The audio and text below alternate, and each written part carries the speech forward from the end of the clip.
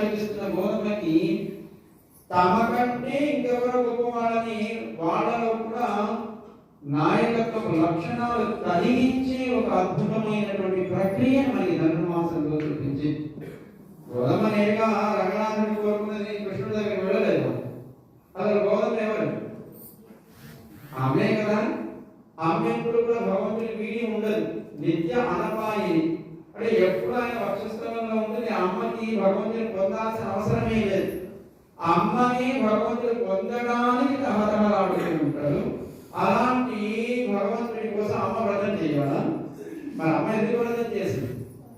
లోకం కోసం చేసింది. లోకంలో ఉండేటువంటి భగవంతుడికి అభిముఖంగా ఉండాల్సినటువంటి మన జీవితాలు భగవంతుడికి వ్యతిరేక దిశలో సాగుతూ ప్రాపంచిక విషయాల్లో కొట్టుకుంటూ సంసారంలో మునిగి ఉన్న మనం ఉద్ధరించడానికి అమ్మ తాను వ్రతం చేసింది.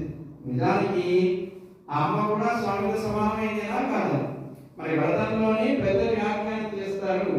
అమ్మ కూడా ఫలం ఇచ్చేటప్పుడు భగవంతుడు అమ్మతో చేరి ఉన్న భగవంతుడే ఫలం ఇస్తాడు. అమ్మ లేకుండా భగవంతుడు తాను ఒకడెప్పుడు ఫలాన్ని ఇవ్వడు. అమ్మతో కూడి ఉంటాడు. అమ్మ మనని స్వామి దగ్గరికి చేరుస్తుంది.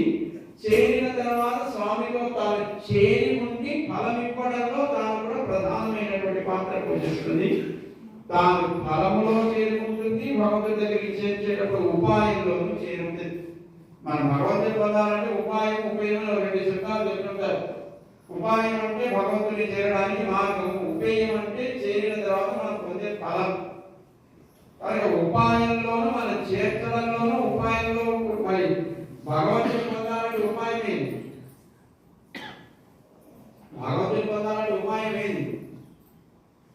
ఉపేయము ఫలము ఆయన. మరి ఉపాయం కూడా ఆయనే. ఆయన సంకల్పం లేకుండా, ఆయన అనుగ్రహం లేకుండా ఆయన దగ్గరికి చేరడం అనేది మరి ఎప్పుడు ఏర్పడదు. కానీ ఆయనే మనల్ని చేర్చుకోవడంలో ఒక అద్భుతమైన సులభమైన మార్గాన్ని ఉపదేశించేశాడు. సర్వధర్మాన్ పరిత్యజ్య మామేకం శరణం వ్రజ అహం త్వా సర్వపాపేభ్యో మోక్షయిష్యామి.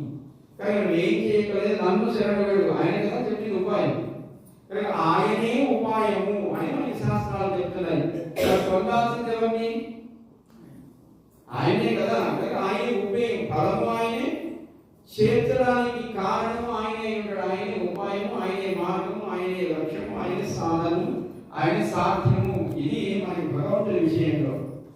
కనుక భగవంతుడే ఉపాయం కదా. మరి భగవంతుడి దగ్గరికి చేరడం